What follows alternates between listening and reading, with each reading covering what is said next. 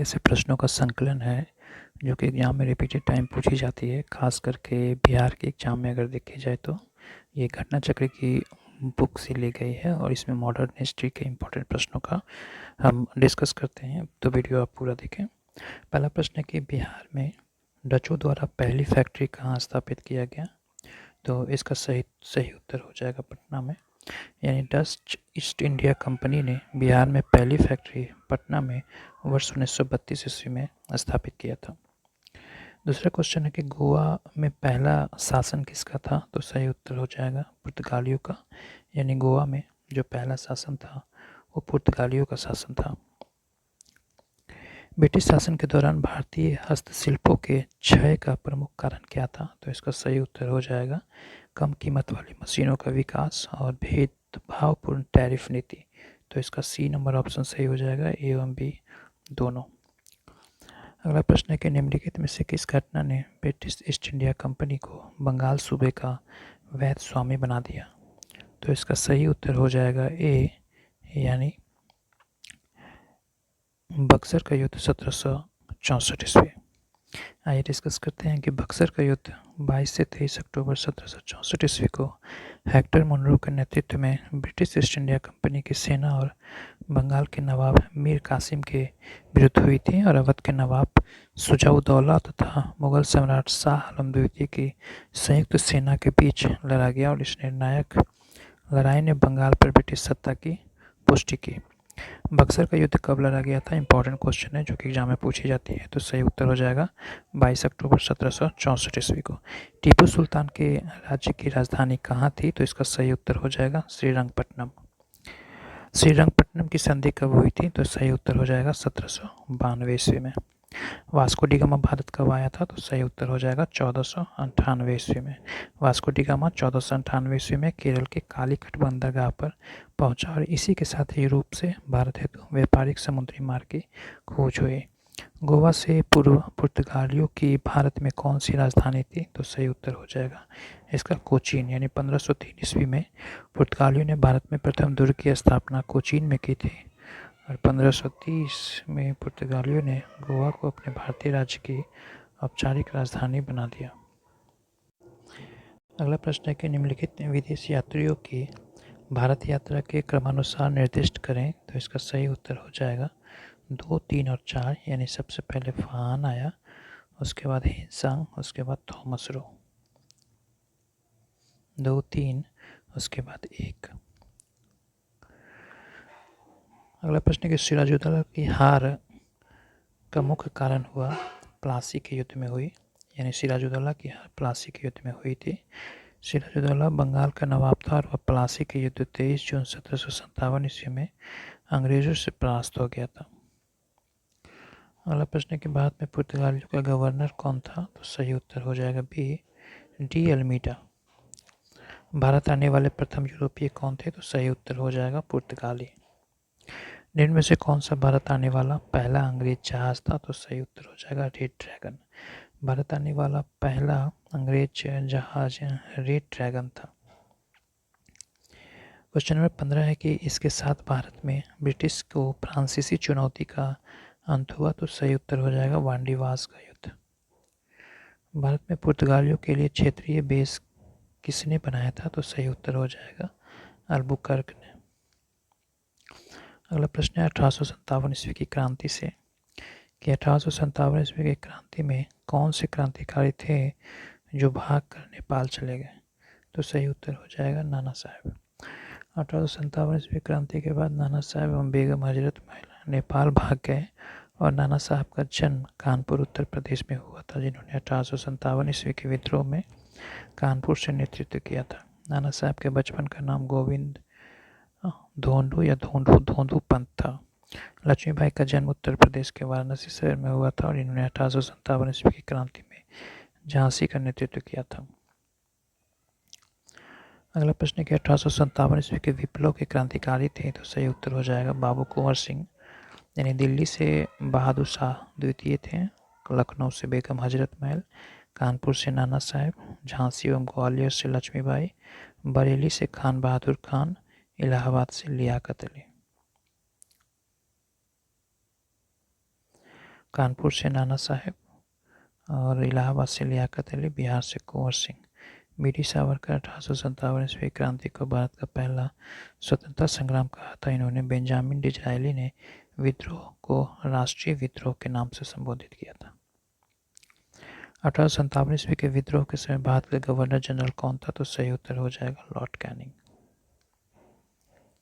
अगला प्रश्न है कि अंग्रेजों ने बहादुर शाह द्वितीय को देश से निकालकर कहाँ भेज दिया था? तो सही उत्तर हो जाएगा रंगून। निम्नलिखित में से किसने 1857 ईस्वी के विद्रोह का कानपुर में नेतृत्व किया था? तो सही उत्तर हो जाएगा नाना साहेब। वर्ष 1857 ईस्वी में हुए विद्रोह का नेतृत्व कानपुर में नाना साहेब ने किया था, और झांसी में उस विद्रोह का नेतृत्व रानी लक्ष्मीबाई, बिहार से कुंवर सिंह तथा इलाहाबाद से लियाकत अली ने किया था। पुस्तक property and British rule in India किसने लिखा? तो सही उत्तर हो जाएगा दादा भाई नौरोजी ने। अगला प्रश्न है कि ब्रिटिश आउट ऑफ कॉमन्स में सर्वप्रथम किस भारतीय ने आर्थिक निष्कासन सिद्धांत की भर्त्सना की थी? तो सही उत्तर हो जाएगा दादा भाई नौरोजी। अगला प्रश्न के भारत में पहली बार किसने वार्षिक आय को अनुमानित किया था? तो सही उत्तर इसका हो जाएगा दादा भाई नौरोजी ने। अगला प्रश्न है कि ब्रिटिश साम्राज्यवाद के दौरान भारत की धन की निकासी का सिद्धांत किसके द्वारा प्रतिपादित किया गया? तो सही उत्तर हो जाएगा इसका दादा भाई नौरोजी। भारत में रैयतवाड़ी व्यवस्था का प्रारंभ किसने शुरू किया था? तो सही उत्तर हो जाएगा अलेक्जेंडर रीड ने। अगला प्रश्न है कि सन 1793 ईस्वी में बंगाल में लॉर्ड कॉर्नवालिस द्वारा लाए गए स्थायी बंदोबस्त को किस नाम से जाना जाता है? तो ये जमींदारी प्रणाली के नाम से जाना जाता है। निम्नलिखित में से किसकी स्थापना गोपाल कृष्ण गोखले ने किया था? तो सही उत्तर हो जाएगा भारतीय समाज के सेवक। भारतीय समाज सेवक यानी सर्वेंट ऑफ इंडिया सोसाइटी की स्थापना गोपाल कृष्ण गोखले ने 1905 ईस्वी में महाराष्ट्र में किया था। अखिल भारतीय दलित वर्ग संघ की स्थापना किसने की? तो सही उत्तर हो जाएगा BR अम्बेडकर। आर्य समाज की स्थापना किसने की थी? तो सही उत्तर हो जाएगा स्वामी दयानंद सरस्वती। 1876 ईस्वी में इंडियन एसोसिएशन की स्थापना किसने किया था? तो सही उत्तर हो जाएगा सुरेंद्रनाथ बनर्जी। यंग बंगाल आंदोलन का प्रवर्तक निम्नलिखित में से कौन था? तो सही उत्तर हो जाएगा हेनरी विवियो डेरेजियो। यंग बंगाल आंदोलन के प्रवर्तक हेनरी विवियन डेरेजियो था। तत्वबोधिनी सभा की स्थापना किसने किया? तो सही उत्तर हो जाएगा देवेंद्रनाथ टैगोर ने 1839 ईस्वी में देवेंद्रनाथ टैगोर द्वारा की गई थी। दीनबंधु सार्वजनिक सभा की स्थापना किसने किया? तो इसका सही उत्तर हो जाएगा ज्योतिबा फूले। अगला प्रश्न है कि बनारस हिंदू विश्वविद्यालय एक्ट 1915 के बनारस हिंदू विश्वविद्यालय की स्थापना का मार्ग प्रशस्त हुआ था। इसके संस्थापक कौन थे? तो सही उत्तर हो जाएगा पंडित मदन मोहन मालवीय।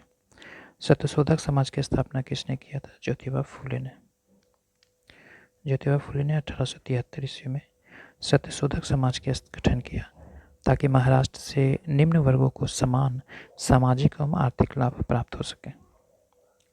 पुनः वेदों की ओर लौटो, ये नारा किसने दिया था? तो ये नारा स्वामी दयानंद सरस्वती ने दिया था। अगला प्रश्न है कि 1873 ईस्वी में सिंह सभा आंदोलन किस राज्य में हुआ था? तो सही उत्तर हो जाएगा पंजाब में।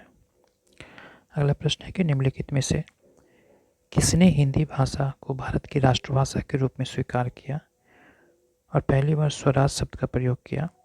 तो स्वराज शब्द का प्रथम बार प्रयोग स्वामी दयानंद सरस्वती ने किया था, अपनी पुस्तक सत्यार्थ प्रकाश में किया था, तथा हिंदी को राष्ट्रभाषा के रूप में स्वीकारा और राजनीतिक रूप से स्वराज शब्द का पहला प्रयोग 1906 ईस्वी में कलकत्ता के कांग्रेस अधिवेशन में दादा भाई नौरोजी के द्वारा किया गया था। वहीं भारतीय राष्ट्रीय कांग्रेस के लखनऊ अधिवेशन 1916 में बाल गंगाधर तिलक जी ने कहा था कि स्वराज मेरा जन्मसिद्ध अधिकार है और मैं इसे लेकर रहूँगा। आयोग ने इस प्रश्न का उत्तर डी माना था, जबकि प्रश्नानुसार इसका विकल्प बी होना चाहिए।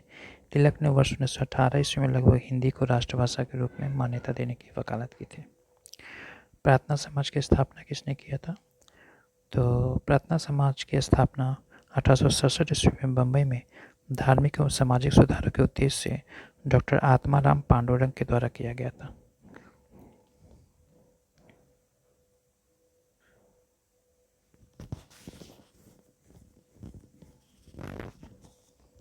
अगला प्रश्न है कि 1809 ईस्वी में फारसी में गिफ्ट टू मोनोथिस्ट किसने लिखी थी? तो सही उत्तर हो जाएगा राजा Ram Mohan Roy. Servant of India society की स्थापना किसने किया था? तो सही उत्तर हो जाएगा गोपाल कृष्ण गोखले ने। 19वीं शताब्दी के एक महान समाज सुधारक ईश्वरचंद विद्यासागर ने किस सामाजिक कार्य के लिए संघर्ष किया? तो सही उत्तर हो जाएगा विधवा पुनर्विवाह के लिए। केरल में 1924 से 25 में उठा वाइकोम सत्याग्रह किसके विरुद्ध था? तो सही उत्तर हो जाएगा हिंदू समाज में अस्पृश्यता के विरुद्ध। अगला प्रश्न है कि भारत में सती प्रथा के विरोध में आंदोलन का नेतृत्व किसने किया? तो सही उत्तर हो जाएगा राजा राम मोहन राय ने। भारत में सती प्रथा के विरोध के आंदोलन के नेतृत्व राजा राम मोहन राय ने किया था। राजा राम मोहन राय के द्वारा 1828 ईस्वी में ब्रह्म समाज तथा 1817 ईस्वी में हिंदू कॉलेज की स्थापना की गई। राजा राम मोहन राय के संस्थापक कौन थे? तो ब्रह्म समाज के संस्थापक थे। इनमें से कौन सा प्रार्थना समाज की मांग की गई थी? सही उत्तर हो जाएगा अस्पृश्यता की समाप्ति। बंकिम चंद्र चटर्जी ने अपने उपन्यास आनंद मठ में निम्नलिखित में से किस विद्रोह का प्रसिद्ध किया था? तो सही उत्तर हो जाएगा सन्यासी विद्रोह का। स्वराज मेरा जन्मसिद्ध अधिकार है और मैं इसे लेकर रहूंगा, यह कथन किसका था? तो यह कथन लोकमान्य बाल गंगाधर तिलक का था। विंध्य समाज में सदार और अद्वैतवाद बढ़ाने के लिए ब्रह्म समाज की स्थापना किसने की थी? तो सही उत्तर हो जाएगा राजा राम मोहन राय ने। ब्रह्म समाज की स्थापना कब किया गया? तो सही उत्तर हो जाएगा 1828 ईस्वी में।